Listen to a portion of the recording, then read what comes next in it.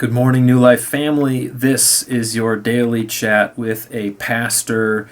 It is Thursday, May 7th.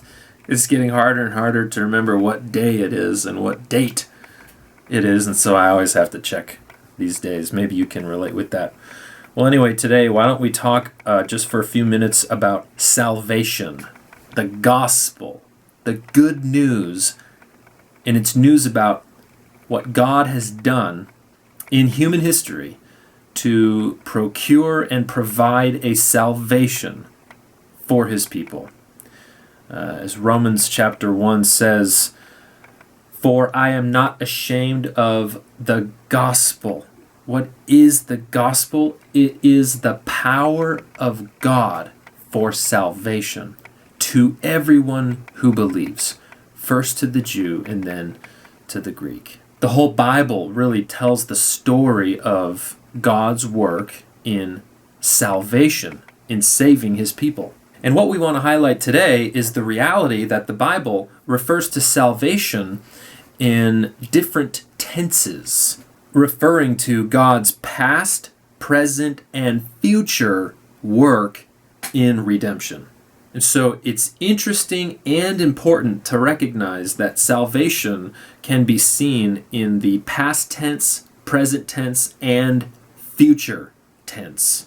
Theologians typically refer to this as justification, past tense, sanctification, present tense, and glorification, future tense.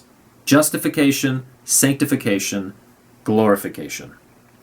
Justification is the one-time legal act in which believers are declared righteous before God.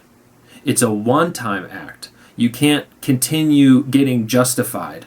No Christian is 45% justified and working on kind of getting further up the scale. That's not how justification works. It is a one-and-done, complete work of God in salvation, past tense. Romans 5:1 puts it so beautifully when Paul says, "Therefore, since we have been justified by faith, we have peace with God through our Lord Jesus Christ."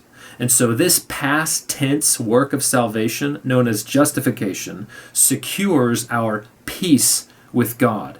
It is a peace with God that cannot be taken from us because this one-time act, past tense, is done. Being declared righteous means God counts our trespasses and sins as paid in full because of the work of Christ on our behalf, and his righteousness is then given to us. So it's important to recognize the difference between being declared righteous and being made righteous. It's important for us to be careful with our language here. Christians are not made righteous in the sense that we somehow become righteous. We become perfect. We become free of any struggle with sin anymore. That's not what's going on. You know that that's not what's going on as well as I do because we continue to struggle with sin. So what is it? The difference is we are declared righteous. It is a legal act in God declaring us righteous, no longer counting our trespasses and sins against us. Past tense, justification.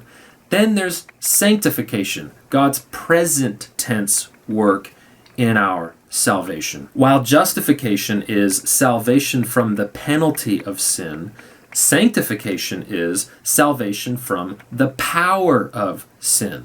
Justification is past, it's done once. Sanctification is present and it's continuous. It's progressive. Sanctification is the process by which we become more and more like Jesus.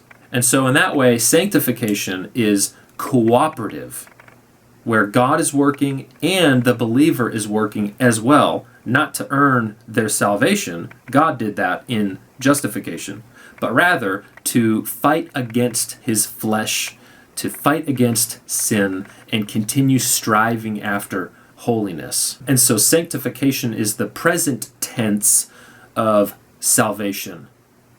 I like how Paul puts it in 1 Corinthians 15, where he says, "Now I would remind you, brothers, of the gospel I preached to you, which you received, in which you stand, and by which you are being saved, if you hold fast to the word I preached to you, unless you believed in vain."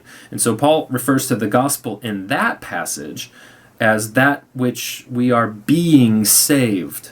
Justification, past tense; sanctification, present tense; glorification, future tense. Now this is the promise of a future hope that Christians await, a future restoration of all things, where this battle with sin and unrighteousness and our flesh and the world and the devil and all of that will be behind us, and there will be a glorified state. As Paul says in Romans chapter 8, verse 23, not only the creation, but we ourselves groan inwardly as we wait eagerly for adoption as sons, the redemption of our bodies. And there Paul refers to a future time when with redeemed bodies, glorified bodies, we will no longer struggle with sin. And so justification is salvation from the penalty of sin. Sanctification is salvation from the power of sin. And glorification is salvation from the presence of sin. And all three aspects are part of this bigger vision of this glorious salvation that the Bible is all about. That's all for now. Thanks for tuning in. We love you. We'll see you soon.